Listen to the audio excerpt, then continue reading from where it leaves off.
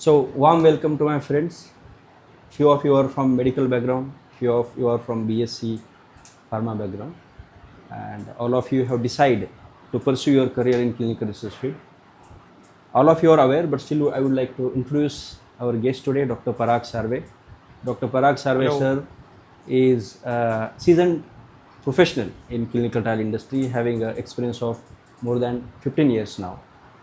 And all of you have already interacted with me quite often. I am heading the clinical research unit at Bhaktivedanta Hospital and Research Unit.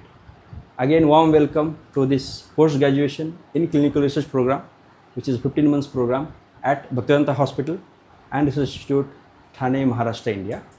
So we thought that since we have a friend from industry, and I generally work in the hospital setting. Since last 2 decades, I am working in the hospital setting. So why not to interact with you all and give you a perspective from both sides. So I would be speaking from the hospital side, and Dr. Parag sir would be speaking, bringing his thought process from the industry perspective. And what a perfect combination, a perfect blend, who has already worked in the hospital setting for many years and now working in the industry since last many years. So he probably have a combination of perspectives. He would able to probably throw light on both aspects. How do we work at the site, and what are the things required for you, because all of you are aspiring professionals in this clinical trial industry. I'm sure you would like to know more about it, and you may be having a lot of questions, so we would like to address those. So now this particular forum is open for all of you. Anybody would like to ask any questions, suggestions, and inputs you would like to know from both of us. So if there are questions from the hospital, I will take. If there are questions from industry, Dr. Parag sir will address those. Yes, forum is yours. Yes, Lakshmi. In a hospital setting, what knowledge and communication skills should clinical research coordinators should have to support the doctors during clinical trials? Very good. So Lakshmi would like to know what knowledge, what communication skills are required for a clinical research coordinator, and she is very specific to the question, to operate in a hospital. So since it's a hospital related question, I would be addressing that. So let's divide that question. She is asking 2 aspects, knowledge and communications. So for knowledge, I would say there are 2 kinds of knowledge skill sets are required you as clinical research coordinator. Immaterial, which background you come from, whether you come from pharma background, science background, or medical background, the systems are same. So you really need to have those basic skill sets, at least you need to be equipped with. So we can divide that knowledge into 2 parts. Let's say clinical knowledge and regulatory knowledge. Now clinical, आपको लगता होगा we don't want to become doctors. So we are not saying you to become a doctor, but since the question is pertaining to the hospital activities, in hospital activities only clinical things are going to happen here. So you cannot say that I would like to work in the hospital, but I don't want to achieve those or acquire those skills. You are bound to have those skills. You need to have those skills. So from the clinical side, you really don't have to go into the nitty-gritties of entire syllabus as a doctor. But being here for next 15 months as a clinical research program at this institute, we would expect you to at least understand the protocols. The protocols would have objectives, the eligibility criteria, something called as inclusion criteria, something called as exclusion criteria, and then the study endpoints, the study design, the study procedures. So all these will have certain clinical aspects to it. For example, we'll describe in a very layman and very simple terms. You may want to capture certain data, pulse, blood pressure, let's say for a diabetes patient.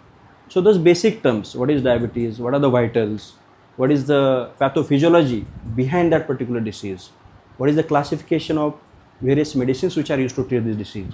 So these basic details you need to be aware of. So that I would say, to answer your question, what knowledge is required, the clinical side, this is what clinical side is required.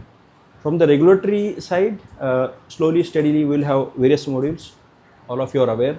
We have already given you the list of 10 modules, which will cover ICGCP, New Drug Clinical Trial Rules 2019, and further amendments to that, ICMR guidelines, and there are a few amendments in ICGCP also, R3 version, which we now know of, which is effective already. So those guidelines, the clinical research coordinator should be aware of. So to answer your question, this is the knowledge aspect where you need to have clinical side of that, you also need to have regulatory side of that. Now going further, the next part of your question, which is communication skills. This is very important and integral question which you are asking. If you see in India and the Western countries, now my experience goes, I have traveled more than a dozen countries, and the kind of understanding and the respect which is there for clinical research coordinator is different overseas, vice versa India. So India still need to understand the very critical role all of you would be playing in the future. You are actually the backbone of the entire industry. Without you, clinical trial just cannot happen. And since you are the backbone, a very critical component, so your communication skills will have direct impact on the outcome of clinical trials. And so communication skills are very important.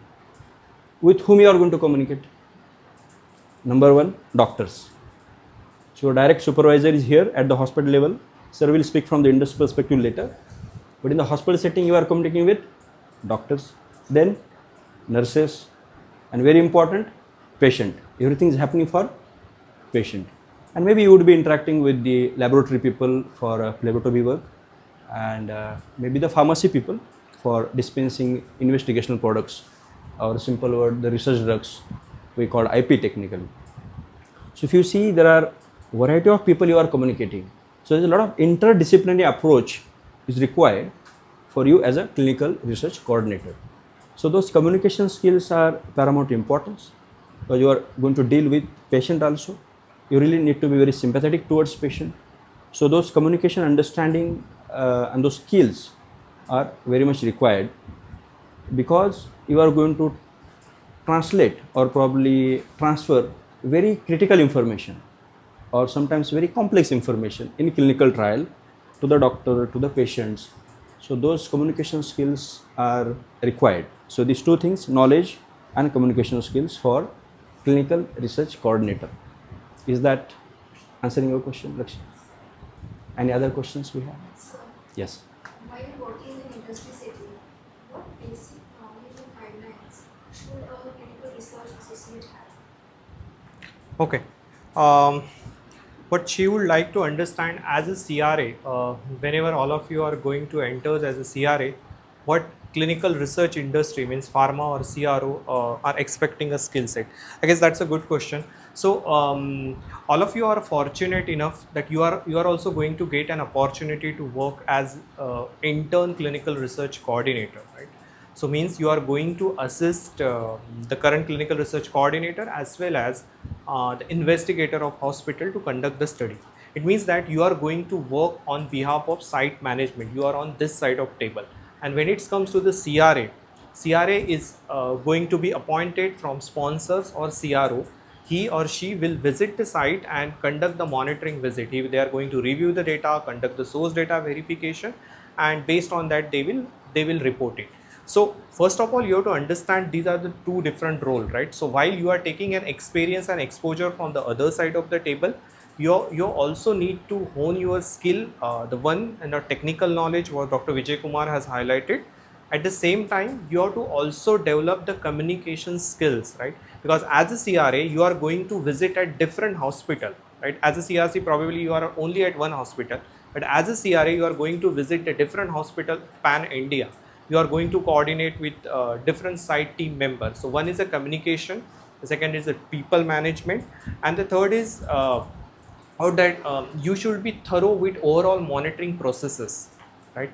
Obviously in compliant with the study protocol and all. So every CRO and sponsor has their own SOPs to conduct the monitoring visit.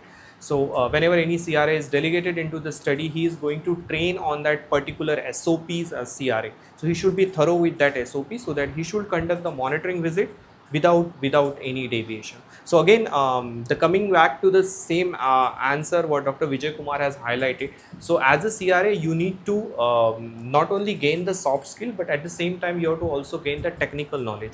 And I believe this internship will help us to understand the technical knowledge. At least you will come across with all the essential documents of clinical trial, and at the same time you are also going to interact with the CRAs during your internship. So you will get a hands-on experience to learn what are the soft skills you will require as a CR.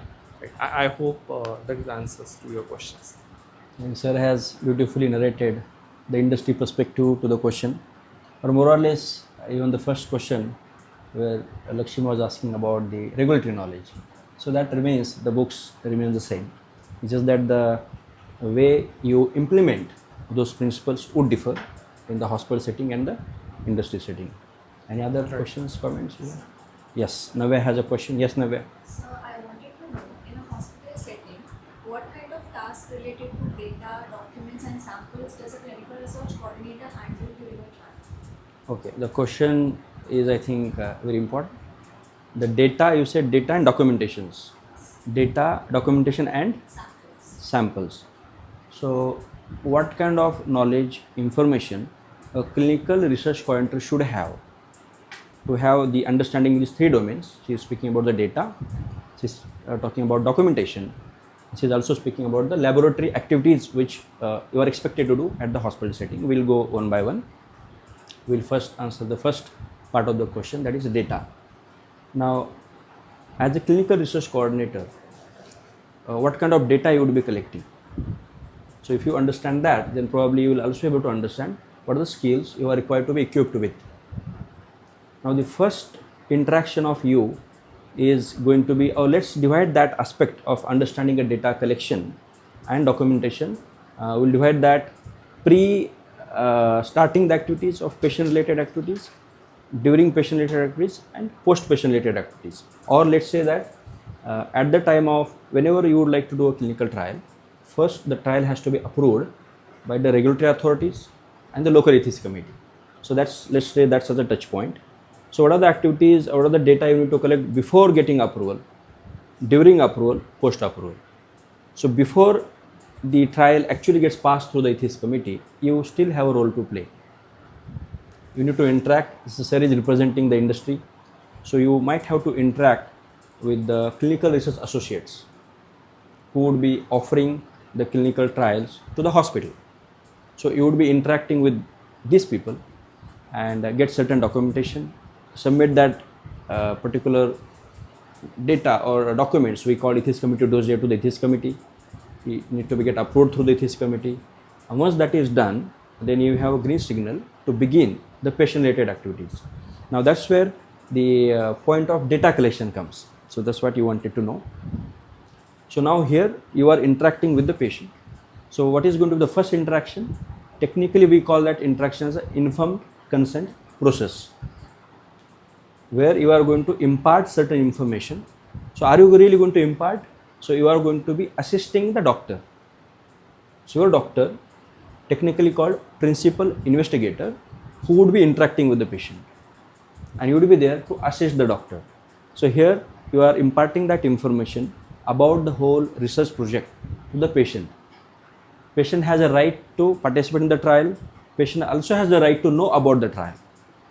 So to fulfill those rights which patient has, which are given by the law of the land, you need to provide that kind of information to the patient. So once you have completed the informed consent, that means you have given sufficient information to the patient. Patient will assimilate that information. In the Indian culture, generally, you will not find patient directly saying yes or no. They may want to discuss with their relatives, they may want to go back to the family physician. That's how our culture is. It's not a Western culture where you take the decisions very instantly. We are Indian culture like a family culture. So immaterial whether patient want to participate or not, but definitely the patient would intend to consent or consult the immediate family members, the doctors. Once that is done, then the patient may say yes or no. Once the consent process is complete, then the data collection aspect will come, where you would interact with the patient, collect certain data, whatever you could through medical history. So that's where, when we were discussing or answering Lakshmi's question about what kind of knowledge required, where we mentioned that there is a clinical aspect and there is a regulatory aspect to it. And here, when you are interacting with the patient, getting certain medical data, your clinical knowledge will help you. Obviously, the doctors would help you to get that data, but you are also expected to assist the doctors. You are not a clerk where just collecting certain data and just noting down on the paper. That's not your job. You are a clinical research professional, and you are expected to assist principal investigators. Now you have trial, you are there in the OPD, patient is there in front of you, you have imparted the information, consent process is complete. Now your role as interacting the patient, interview the patient along with the doctor and getting and eliciting required information. Now once we have medical history from the patient, certain details from the patient which you are collecting as a data. So you ask about the data. So this is all data you are capturing from the patient. And why we are doing all these things? To help our doctor, who is technically called principal investigator, he need to decide whether to allow the patient to participate or not. Here everybody has to take a call. Doctor has to take an independent call. Patient has to take an independent call. So how doctor is going to take a call? Based on inclusion and exclusion criteria. That's how the eligibility of that participant will be decided. In order to assist doctor what is inclusion criteria, what is exclusion criteria, your role as a clinical research coordinator who is well versed with the clinical side of the protocol also comes handy, where you would be helping doctor, sir, we had let's say 20 inclusion criteria, 30 exclusion criteria. Inclusion criteria means the criteria where you include the patient. We are hoping to include the patient of certain age, certain disorders, patient on certain medicines. These are like inclusion criteria. We do not want patients, let's say, who are having a lot of comorbid conditions, somebody who is aged, somebody who is pregnant. We do not want that kind of subset. So it is already defined in the protocol. So those are called exclusion criteria. We don't want those patients. So there is a possibility doctor may miss. So it's a teamwork. So those kind of data points you would be collecting. That's on the first visit, which is technically called screening visit. Further, then you have another visit where you confirm the patient that okay, patient can now participate in the clinical trial. With that visit is technically called a randomization visit. So we will not go into the details because this is just the first week of all of you being here, and we don't want to bombard too much to you. We are just giving a brief about since you are inquisitive, we are just since our friend is also here, we are just sharing certain perspectives. So there is something called randomization visit, and there are follow-up visits, and there are a lot of data touch points you need to collect. That's from the patient, but you might have to interact with nurse also. Nurse will help you in getting the vitals. It could be pulse, it could be blood pressure, it could be respiratory rate. So all those information you might need to collect from a nurse. You might need to collect certain information from the pharmacist also related to investigational product, the research drug which you intend to administer to the patient. But that's all the clinical trial all about, is experimenting those drugs on human beings. So one of the CRC could be playing that role of pharmacist, somebody who is well versed with the pharmacy and well versed with the protocol could be delegated to do that particular task. So that data also we are going to collect. So this is to address about what kind of data gets collected at the hospital setting. Your next aspect of the question was documentation. Now there is a lot of documentation in the clinical trial, but we will touch point only one or two aspects. There is something called as investigator site file, ISF. This is a term which is technically used in clinical trial industry, which has very essential documents. So to answer your question, what kind of documentation you need to be aware of as a clinical research coordinator. So there are a lot of essential documents which includes protocol. The protocol means essentially is entire thought process, how you are going to do this particular clinical trial. That is all listed in the document technically called protocol, which has the objectives, the study, entire study design, the study outcomes, the statistical calculations, all those aspects are discussed into that. So all those documents needs to be properly secured as part of investigator site file. And there are essential documents, something called as a serious adverse event or adverse event. If something bad happens to the patient, something which is not intended, which happens to the patient. So all that critical data need to be collected in the form of adverse event or serious adverse event. So those kind of data also as a CRC you need to collect. So we saw what little bit about the data. We saw a little bit about documentation. And the third aspect of her question is the laboratory work. So here you are not here to be a phlebotomist. The designated phlebotomist, somebody who is going to collect the blood sample. So we are not going to allow anybody, just somebody who is in the hospital, somebody who is an employee in the laboratory department. We are not going to allow somebody. We are going to allow somebody who has been properly trained. There is a system in the clinical trial where we delegate them on a log. they get delegated, their name get listed, and the activities will be assigned to them by our doctor who is in charge of the entire project, called technically called principal investigator. So that doctor will delegate that particular phlebotomist to do certain activities. How to collect the blood. Once that blood is collected, it will be handed over to you. As a clinical research coordinator, what are you going to do with that blood? That's what the question comes into. That's what is something which you need to be aware of. Then we have to centrifuge the blood. Either you do a regular centrifuge process or you do a cold centrifuge process. All those technical details we will not dwell into today. So once you do that part, and then you have to hand over that blood sample, most of the time to the central laboratories which are selected by various pharma companies. It could be national, it could be overseas. Then you transfer that particular blood samples and await for the reports. So this is how I think a brief about what kind of data touch points, what kind of documentation you need to be aware of, and what you should be aware of, little bit about the laboratory work. Does that address the information you are looking for? Yes. Naga seems to be okay with that. Any other questions? Yes. With reference to working in an industry setting, what are the tasks performed by the CRA during site visit and how do they handle the trial? Right. So your question is, as a CRA, what are the different tasks he is going to conduct during the on-site visit, right? So CRA, we do call a monitor as per as a GCP. So monitor conducts different types of monitoring visits. So the majority, there are the 4 different types of monitoring visit. Okay, the one monitoring visit is known as a site selection visit. Where CRA evaluate overall site capability to conduct the study, right? And then based on that, he prepare a report and submit it for sponsors review and approval. So once the sponsors approve, then the site selection will get confirmed. So this is the very first visit which is conducted before the site initiation. Then second monitoring visits, second type of the monitoring visit is known as the SIV, site initiation visit. After having all approval in place, including the ethics committee approval, institutional ethics committee approval, and regulatory approval, and IP availability, once they get a green signal from sponsor, the CRA will conduct the site initiation visit. Okay, so what he is going to do in now site initiation visit? So he will train entire study team, site team, including the investigator, CRC, study nurse, or phlebotomist, and after training, he will delegate, the investigator will delegate all the study team member in the study, right? So site initiation visit, if I have to tell in a one single simple sentence, he will prepare the site to start the recruitment and keep it ready, so that immediately after the site initiation visit, the site team can start recruit screening and enrolling the patient, right? Then the next type of the visit is known as the SMV, site monitoring visit, right?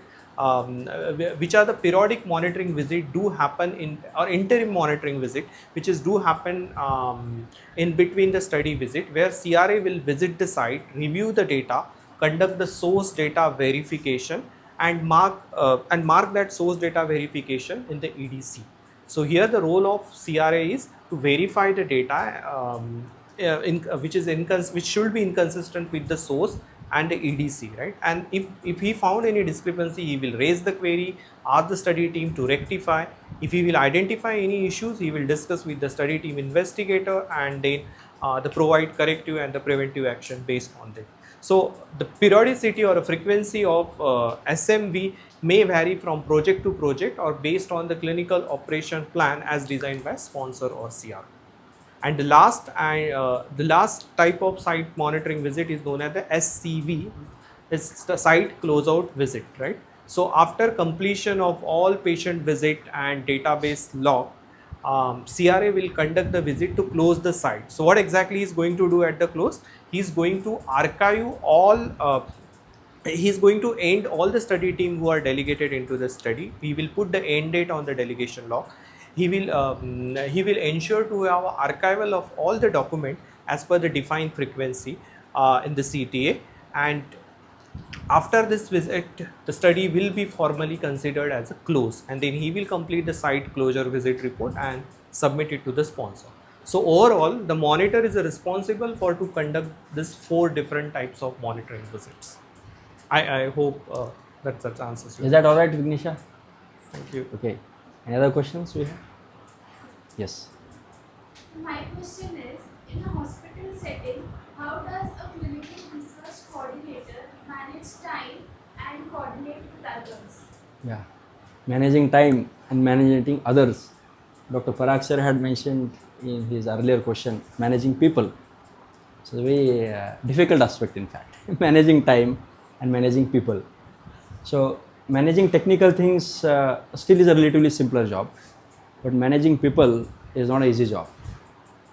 And you, as a clinical research coordinator, I already told you are a backbone of the industry, and you are the hero. You are the who is going to run the show. We are not undermining the importance of doctors and other players here. What we are trying to highlight is that you have a critical role to play. Now, regarding time management, yes, it's very important and critical to have the time management skills. For example, if we speak about, let's say, a first activity, which is screening activity in a clinical trial, unless and until you have those time management skills, you are not able to schedule the activities appropriately. There are certain clinical trials which will demand certain activities before certain touch points. For example, they may want, the particular trial may want you to do certain lab tests prior to administration of the research drug or IP. Certain lab tests post to that particular IP administration to the patient. So to manage those activities, you really need to have those time management skills. And unless until you have those skills, you're not able to manage the research activities in that clinical trial. Again, what was your question? Time management and managing, coordinating with the other people. So regarding time management, another aspect is, unless and until you have time management applications, let's say, there are a lot of applications. You could use calendars and you could use another AI tools to manage your schedule, because you are dealing with interdisciplinary team, neither just with the doctor, but you are also interacting with patient, nurse, the phlebotomist, the pharmacist, and you might have to work with industry. Sir is a project manager, senior project manager. You may not interact directly with him. A lot of CRAs who report to him. So you might be interacting with those. So you have to interact with many people. It's an interdisciplinary team. So there's a teamwork happening here. So unless until you have that time management skill, you may skip, you may miss certain things. And so yes, time management skills are required. And you could have a lot of tips we can offer you, managing through the Google Calendar or some other applications which you could have handy and manage your time. Regarding managing people, that's something which requires a lot of maturity, but you really don't have to wait that till you get a maturity and then I will start behaving nicely or start interacting nicely. That is something not possible. That is not something which is option to all of you. You really need to quickly start as a professional, interacting with the people in a very appropriate manner, in a very professional manner, because we also discussed that the clinical trial industry is a very sensitive industry. We are dealing with live bodies, and I think we should be so proud, we should feel so privileged that while earning or while doing our job, we are making an impact in the society. We are creating medications, we are creating systems which is going to relieve the pain of suffering people. So it's very important activity we are being entitled with. And to address your question, how do we manage people? So you need to first doctor. So both of us are doctor here, and few of you are also doctor. But this is a fact, and we should not shy away in speaking this fact. If you consider all human beings, who are the most egoistic people? Doctors. Amongst doctors, there could be variation. I'm not saying that this is the golden rule. It's not like that. But that's how the general tendency in India, at least, is I have seen that. There are generally those who would be viewing this video probably are going to object to this statement, but this is somehow a fact. I have seen that in many institutes in our country. I travel and see the kind of respect doctors are offering to the coordinators, which is sometimes not acceptable. Doctors must understand that all of you are playing a very critical role, and your job is very, very respectable, in fact. So in fact, those parties, the other parties also should learn this aspect of managing people. So you are managing doctors, so you really have to be careful, because I told you that a little ego component there. Once you manage doctor, then you have patient to manage, somebody who is already suffering. So you really have to be very sympathetic towards patient. They may have a lot of silly questions, but then you may be tired, you may be doing hundreds of activities, busy in the daily routine, because your daily routine is very busy at the moment. Since it's just a beginning, you are in a classroom at Bhaktivedanta Hospital, learning various aspects from Dr. Parag Sarvesar and aspect from me also. But as soon as this brief training of 1 or 2 months would be over, then you would be assigned clinical trials. You will be starting all those activities. You will be juggling too many activities throughout the day. So typical day starts at 9 a.m. where you will report to Dr. Tejas Vikadam, who is the lead of the program. And then whatever trials you have been allocated, you need to be with those doctors in the outpatient or OPDs, and then select patients, interact with the patient, do trial related activities. There could be situations where sponsor may request you to recruit faster. Time factor is very important in the industry, and you may be a little busy also. But just because you are busy, that does not license you to not deal people appropriately. You still have to manage that. Patient may come with very silly questions. You have to address those questions. Then you have pharmacist to deal, you have lab technician to deal, and you need to deal them very patiently. So as sir was saying some time back about soft skills, so that aspect would be handy to deal human beings. So that's how I think you will be able to deal people with respect. Because unless and until you learn that ask, this particular art is very important. You might be technically very sound, technically savvy, but if you roughly handle people, you will neither perform yourself, nor you will be able to maintain that kind of decorum in the department, and you will disturb the whole atmosphere. So जैसे हम घर में देखते हैं, the mother has very critical role at home. Somehow or other she has to manage the nakre. सबका नखरा रहता है. I still remember my days when I was 14, 15. Me, my brother, my sister, all three of us had different breakfast requirement. So she used to prepare 3 breakfast, 3 lunch also sometimes. So she is managing the home very lovingly. So here you are a mother. Entire clinical trial project का कोई mother है तो आप हो. So mother has to tolerate very lovingly. Tolerate can be anguishly also, but lovingly is preferred. So managing people very lovingly as a mother, you have to take care of doctors, patients, technicians, whoever is, all stakeholders who are involved. If you do that, I think you are really leading the unit.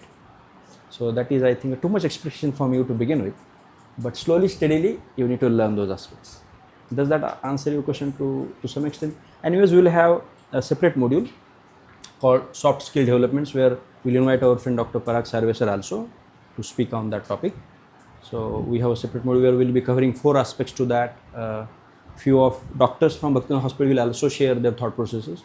A lot of doctors in-house who are the international coach in terms of dealing with the people. So those would also be coming here and sharing their thoughts, and you will be more equipped in dealing those aspects also.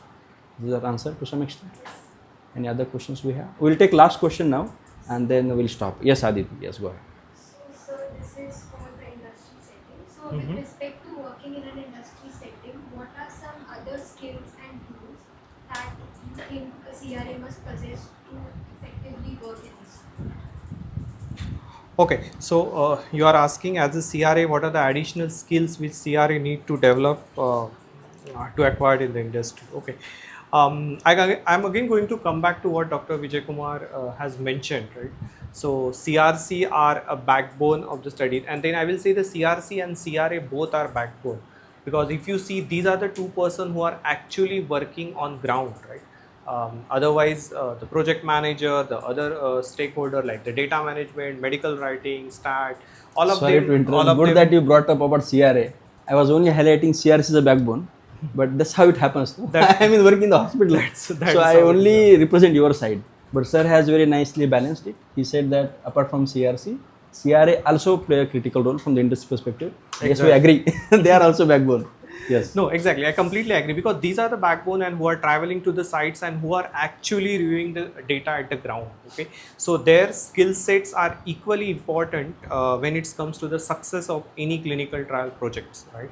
So, so to hone the skills as a CRA, again I will divide their skill set in at a two level. Okay, the one is a technical skills and again at the soft skills, right? So let me the technical skills are again going to be the general skills what Dr. Vijay Kumar has already covered. So he should be thorough with all guidelines which include the ICH GCP, the recently updated the R3 guidelines, the Indian GCP, the ICMR guidelines, as well as the regulation, right? The recent drug and cosmetic rule 2019, right? When it comes to the soft skill, I will say the most important thing what the CRA should be having is a multitasking, right? As a CRC, he should also need to be multitasking because he is going to work with multiple sites at a time. Obviously, the different level of personalities at the sites, the different study team member, the multiple study protocols. So he has to be aware that skills to having being a multitasking, right?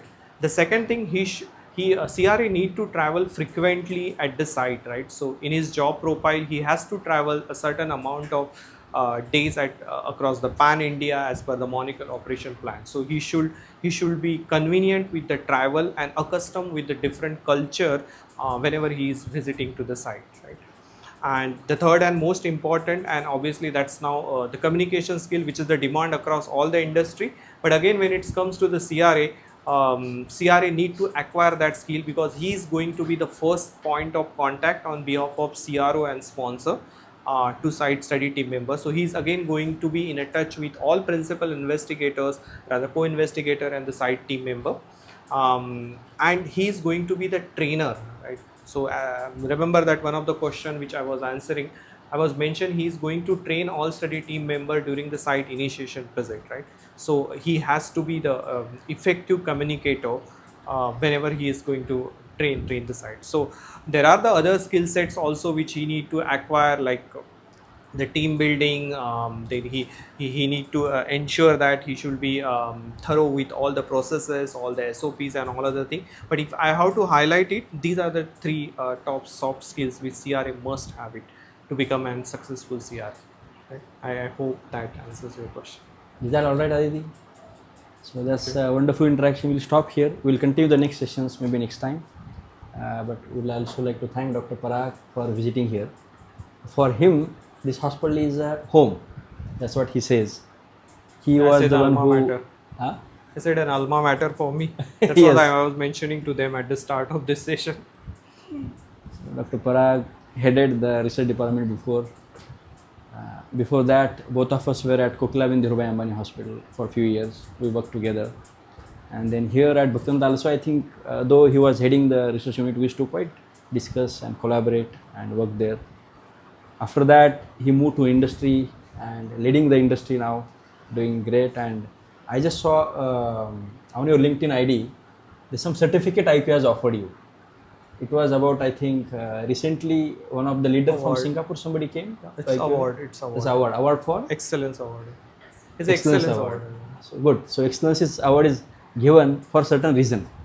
So congratulations, sir, for getting that excellence award from your organization. And for me also, it's very fulfilling to see the colleagues achieving. He's such not a colleague. goals He's and, my first mentor in clinical research because I started my career as a CRC like all of you under his mentorship, the Kokilaben Hospital, and from where that I got an all insight how I can build up that skill on the site management. There's a different level, aspect. Right? So that But- from CRC to site manager journey, I must say that's what it is in mentorship.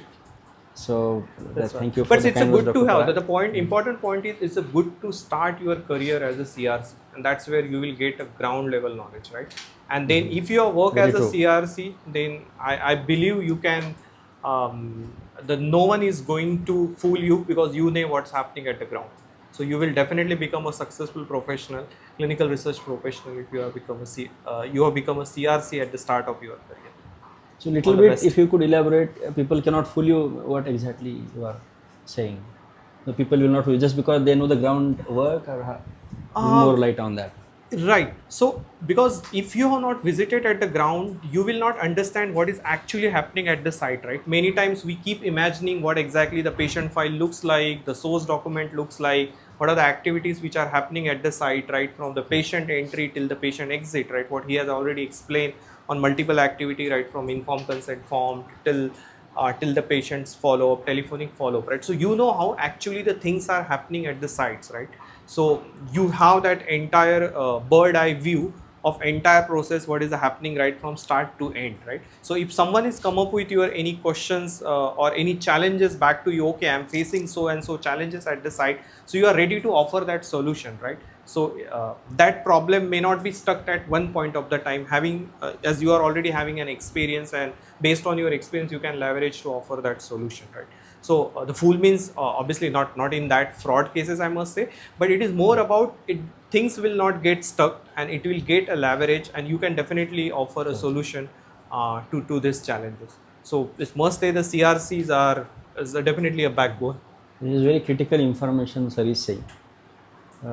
Unfortunately, in the industry, we have thousands and thousands and thousands of professionals, but not all have gone through the process. So he, being in the industry today, can vouch for the needed training as a CRC. So all of us, including me, should feel very fortunate and proud to get trained at the clinical trial site level. That's what Dr. Parag hinted towards, that once you have that knowledge, then what he was addressing, that people will not be able to fool you, meaning what he already explained, since you know the ground realities. Somebody, let's say a cook, very good cook, when very good cook, and if you offer him a dish, he will exactly be able to tell you कि salt कम ज़्यादा किधर है, कितना नमक इधर हो गया, जिसने कभी खाना ही नहीं बनाया. Do you expect that particular person to tell you what exactly where the things are going wrong? Exactly वो जो हम गैस लगाते हैं वो कितने लेवल पे रखना है ना? ये भी इम्पोर्टेंट है ना. ऐसा गैस कितना भी चालू नहीं कर सकते ना, जल्दी जल्दी खाना बनाना है, जल जाता है वो. So exactly, so that's what I think. I am just explaining in very simple layman terms, but I think that's very depth into his comment, that unless and until you have worked on the ground, and when you are up on the ladder, like he is a project manager, so he is so rightly situated. A lot of CRCs may have certain concerns. A lot of CRAs who are reporting to him may want to ask him certain things, may get stuck up somewhere. But since he has worked at the site for more than 8 years, he exactly knows what happens, what goes wrong at the patient level activities, what goes wrong with the doctor communications, what goes wrong when you are not reporting very critical information as adverse events. He exactly know that. So he is very much better situated to guide those aspects. So that was very nice to hear, Dr. Parag, from you. And all of you would also be getting all those insights here. It's just the beginning. So first 2 to 3 months, I said that few modules, and then you will be actively participating in the clinical trials. When I say actively participating, that means you yourself would be doing those clinical trials. Once you are equipped, once you are ready, and once industry also accepts you, because industry need to come, people like Dr. Parag need to come here. They need to ascertain that you are qualified enough to be part of that clinical trial project. You need to be qualified enough to be delegated for that particular trial. Once that is done, I think sky is the limit. You can actually do a lot of activities here at this hospital. And once this entire clinical trial conduct you are part of, you will be fully equipped, you will be knowing all the nitty-gritties. You would be having exams also.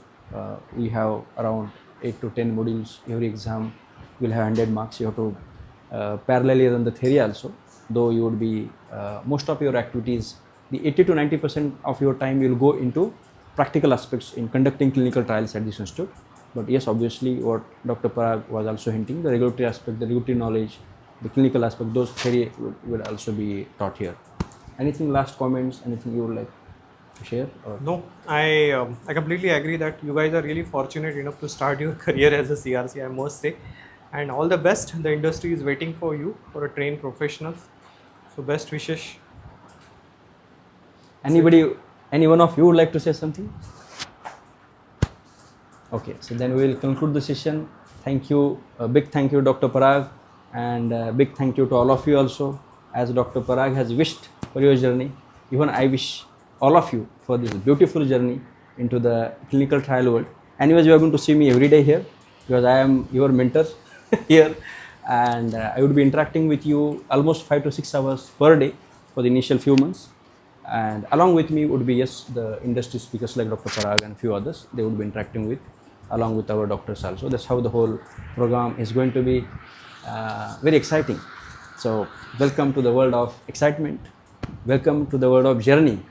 We're going to innovate new therapies for the betterment of citizens of our country. Thank you. Thank you. Done?